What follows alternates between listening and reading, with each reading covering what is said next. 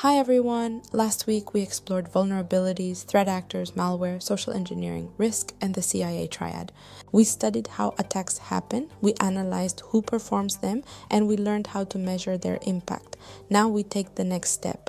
Because behind every ransomware attack, behind every data breach, behind every system compromise, there is something very specific. Code, malicious code.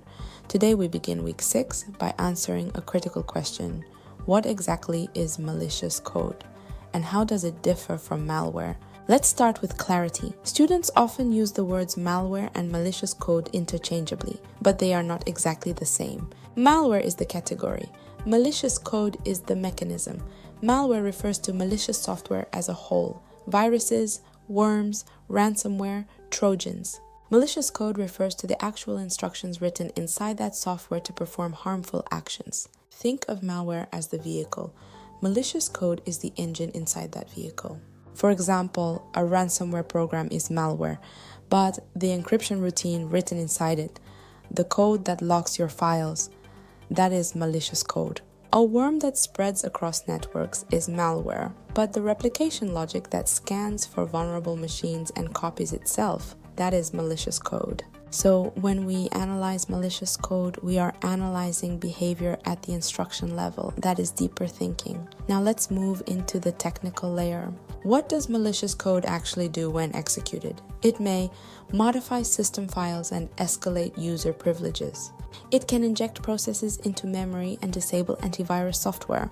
Open unauthorized network ports, establish persistence mechanisms, and download additional payloads. This is not theoretical, this is executable behavior. Malicious code is written with intent to manipulate, disrupt, or exploit. It hijacks normal system functionality, and often it does so silently. Now we introduce one of the most important ideas in cybersecurity, the payload. The payload is the harmful action delivered by malicious code. An attack often has two major phases, exploitation and payload execution. The exploit gains entry, the payload performs the damage. For example, a phishing email tricks a user into clicking a link. That link installs malicious code. The payload may then encrypt files, steal credentials, install spyware, or open a backdoor. The exploit is the door opener, the payload is the damage. Without the payload, the exploit accomplishes nothing. Without the exploit, the payload cannot activate. They work together. Now connect this to last week. Remember risk? Risk exists when vulnerability, threat, and valuable asset intersect. Now let's expand that chain. Vulnerability to exploit to malicious code to payload to CIA impact. This is the full life cycle. For example, a web application has an unpatched vulnerability. An attacker sends carefully crafted input.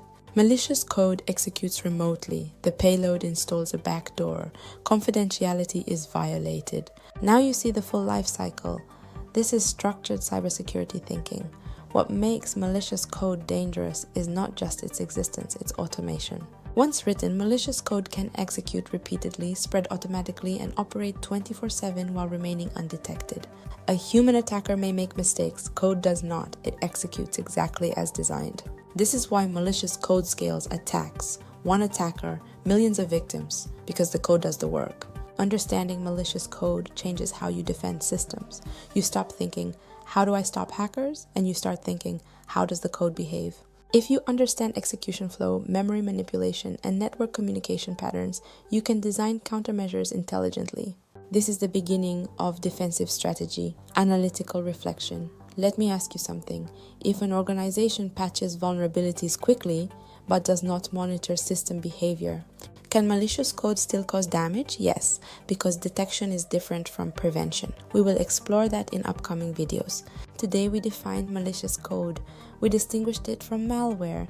We introduced payload. We connected exploit to impact. Now that we understand what malicious code is, in the next video, we will examine how it spreads. Because writing malicious code is only one part of the attack. Delivery is everything. See you in the next video. Stay analytical, stay structured.